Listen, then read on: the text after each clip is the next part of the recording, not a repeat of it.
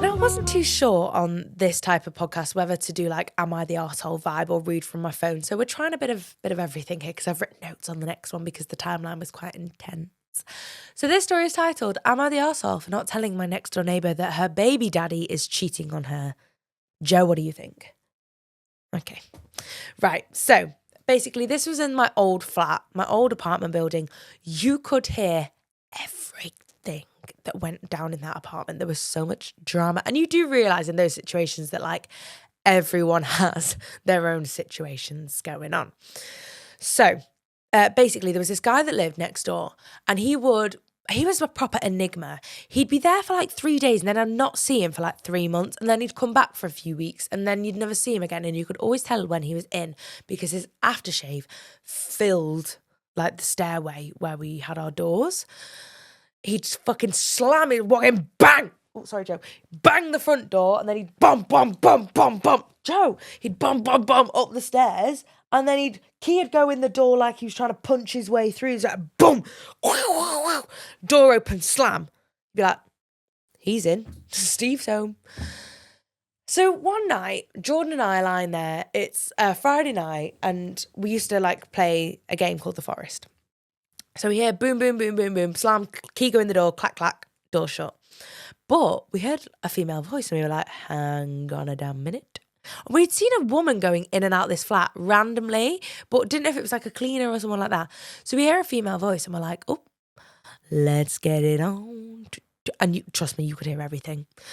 So we're playing the game, finishing up, doing the closing shift. It's about half an hour since they've come home.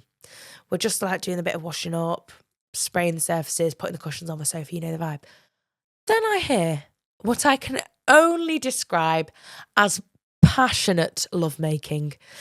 Now, in the way to describe this, like my office was here and their living room was here. I was mere feet away from this rampant pounding that was going on in the flat next door. I could hear everything, what he was saying to her, what she was saying to him. I could hear it all. I'm surprised I didn't hear the flipping condom wrapper open. So we're like, great, this is going to be awkward when we see him the next morning. So we go to sleep. I don't know what happened with them. The next day, door slam, bang, stomp, stomp, stomp, stomp, stomp, upstairs. And we hear bang, bang, bang, let me in. It's another woman. I'm like, oh, we have a scenario. He opens the door, she goes in, bang, door slam. Me and John are like, ears pressed up against the front door at the peephole, trying to look what's going on. And it's a different woman from last night. It's a fucking different woman from last night. And she is holding a child.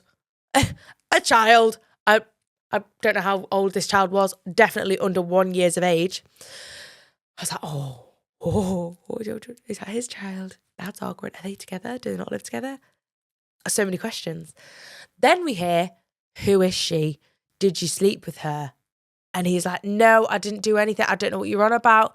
And me and John were like, he fucking did. He was cheating on you. We're like, ears pressed up against, trying to hear everything. She's like, I pay for everything. I pay for you to live here and you go behind my back and cheat on me. And he's like, I've not cheated on you. I promise I've not cheated on you. And me and John were like, we are faced with a moral issue here. Because, right, well, basically, this man was the child's father and she was paying for him to live in the flat so he could be close to the child. And he was bringing new women into the house and shagging her on the sofa of all places. Yeah, it was a strange situation. That was about 3 p.m. in the afternoon. They didn't stop arguing. The child left at one point. They didn't stop arguing until 3 p.m. The next day, the Lord's Day of all days, they're still going at it. And I was like, I'm going to have to go around in a minute and tell them to keep it down. Yapper, yapper, yapper. He fucking cheated on you many, many times, may I add. Do apologise. Please stop yelling. Just leave. But there was loads of weird things that went on with that flat. Like, I don't really think he was supposed to be living there. And then our landlord tried to drag us into that drama. It was a lot. I think he still lives there, actually. I keep having to go back and get my parcels and I can always smell his fucking aftershave. But yeah, strange lad. Anyway, if you're that girl and you're listening, I really probably should have told you But surprise, I've told you now. But you deserve a better baby daddy than him. I hope he's paying his way and supporting his child, because that child was never fucking there. So yeah, I hope you're all right. I hope you've got like a nice guy supporting you and loving you. And if you're the guy that was cheating, don't. It's as easy as that. Pay your rent. Pay your own way to be there. And step up. Please fill my cup.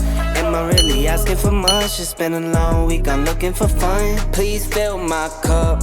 Find me under the sun.